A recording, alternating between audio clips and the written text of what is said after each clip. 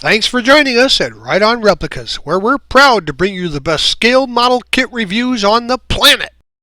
This review covers the Deora show car from AMT. It's kit number 3847, and it's a 125 scale kit that's at a skill 2 level for the intermediate builder.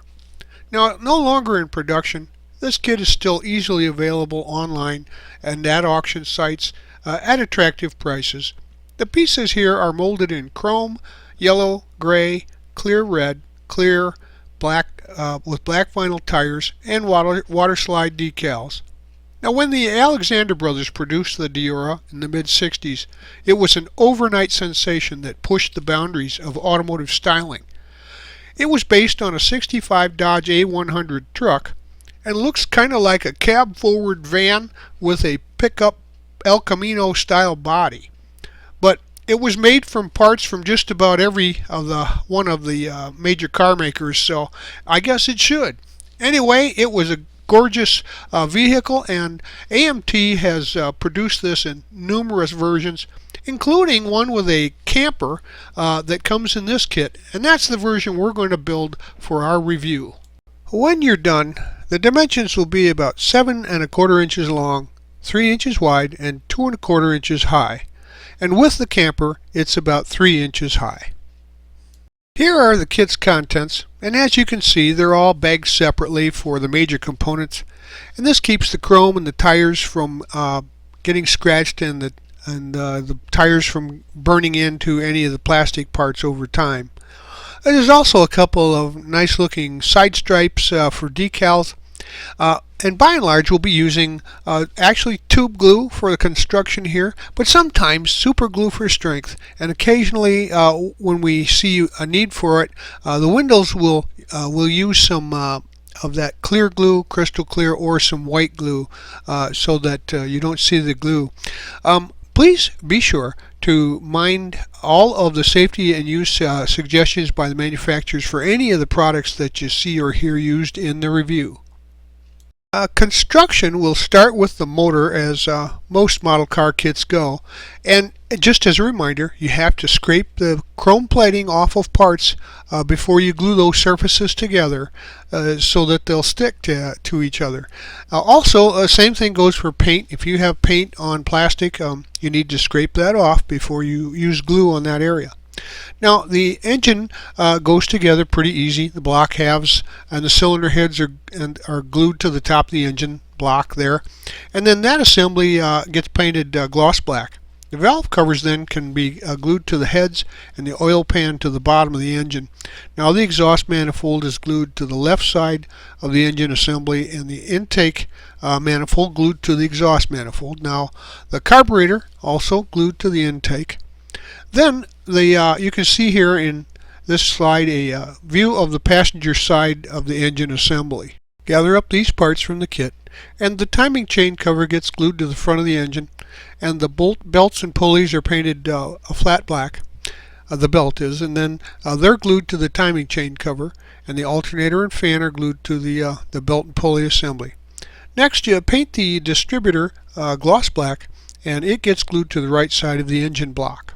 The engine assembly drying, we can turn our attention to the wheels, and the backs of the wheels are painted gloss black, and then they're installed into the back of the tires, and the front and rear custom wheels are installed into the tires and glued to the wheel backs.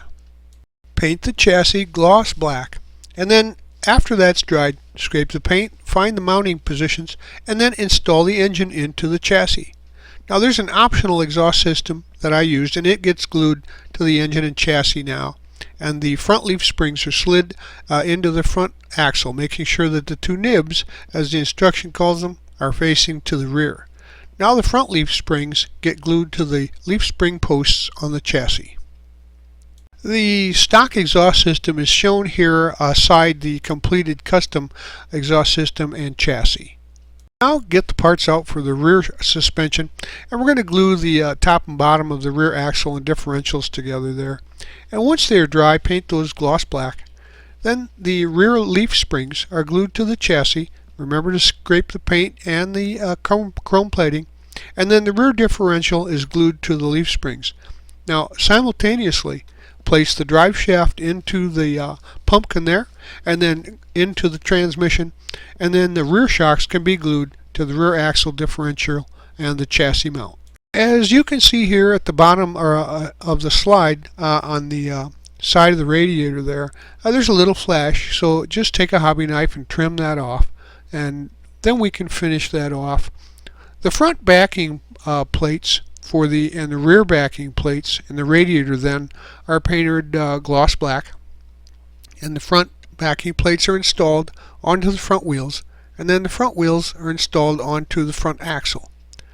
Then the shocks can be glued to the front axle and chassis mounts, and the tie rod gets glued to both of the front backing plates. The rear backing plates are installed onto the rear wheels, and then the metal axle is installed into one of the rear wheels.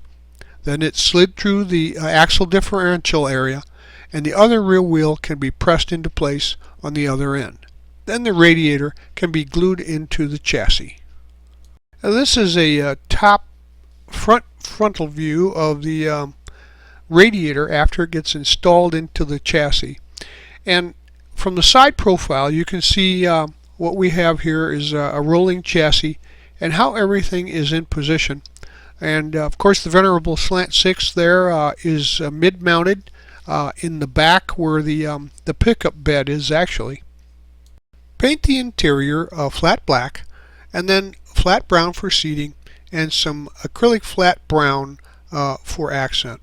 Now the interior light, control panel, shift lever, speedometer, and tach are glued to the interior pan there, and the place is provided, and the instrument panel gets painted flat brown and some black for emphasis and some silver. Now the instrument panel gets glued to the interior of the pan. So get these parts, and the bucket seats and the headrest cushions, they're painted flat brown, and the headrests and the steering arm are flat brown as well.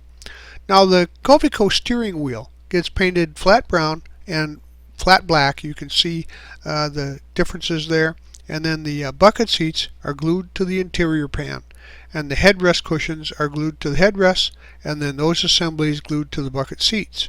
Now the steering arm can be glued in the driving position or the out of the way position. And by the way, that was quite an engineering feat because the roof did not have enough strength to support that big window being moved out of the way, so they put it on a large pivot and beam, and that's how it worked. Well, now glue that into the out of the way position for viewing, so that you can see the interior or in position as if they're driving. Now we'll assemble the camper, and the camper door gets glued to the camper there shell, and then I sprayed it copper metallic to match the body, and then around the windows it gets detailed with some gloss black, and the interior is painted flat black. Now the side windows, front and rear window, and the door are glued into the camper with some clear part cement or white glue.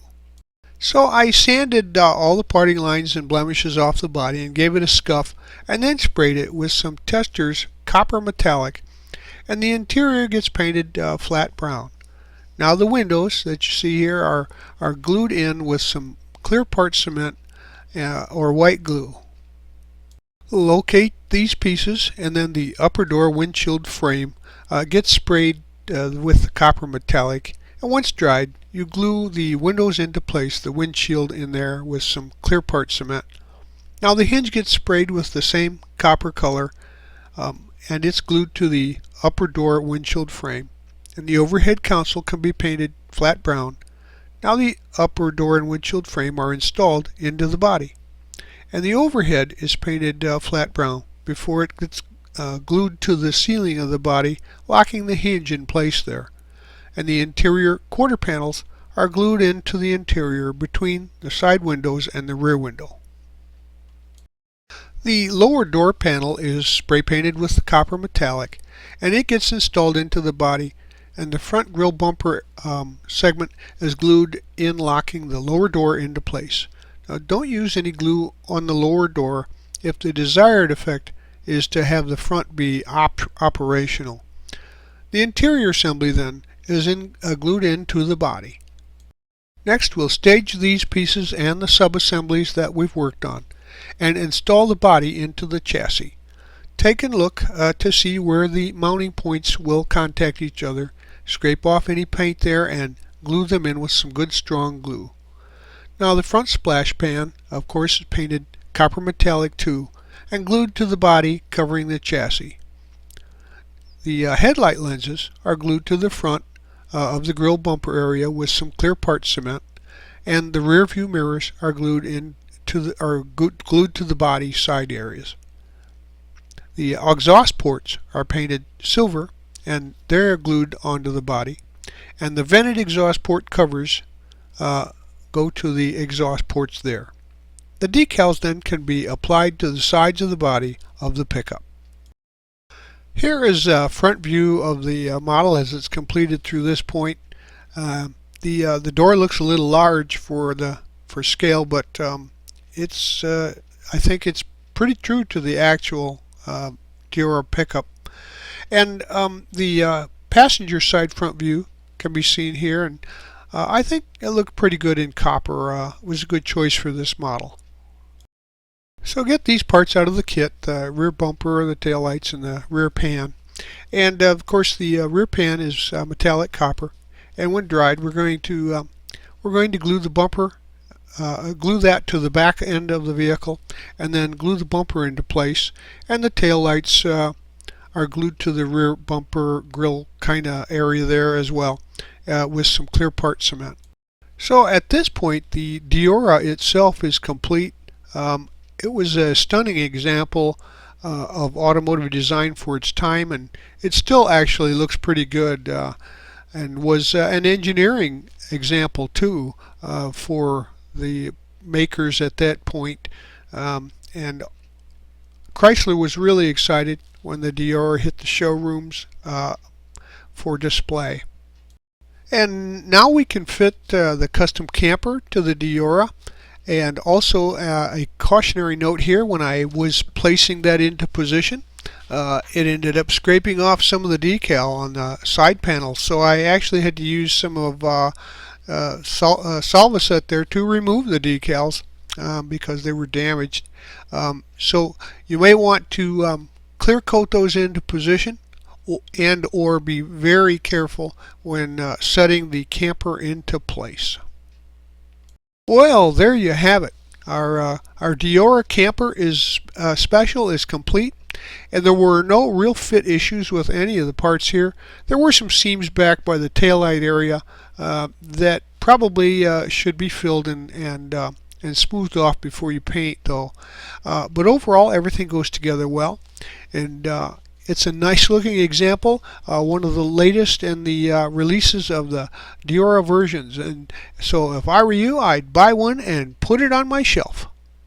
We hope you liked this special presentation of a classic vintage kit, step-by-step model kit review. And so that you don't miss any more, please subscribe to our YouTube channel. But you can find us on Facebook and at our website, rightonreplicas.com. Thanks.